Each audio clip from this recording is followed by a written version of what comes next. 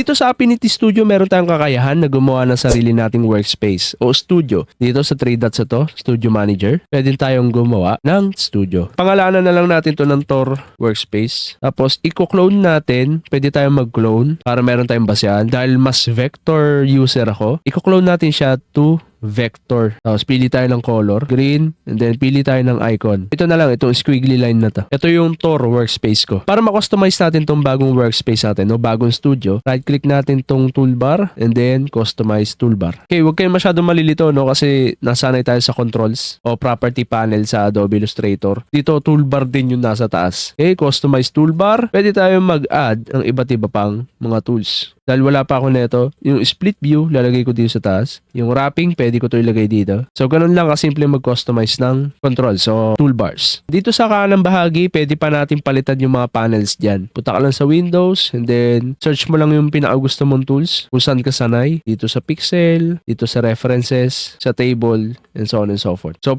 ito lang yung mga kailangan ko. So, wala na akong babaguhin. Ganun lang siya binabago or kino-customize yung workspace. Ngayon, tapos na tayo sa interface and customization sa Affinity Studio.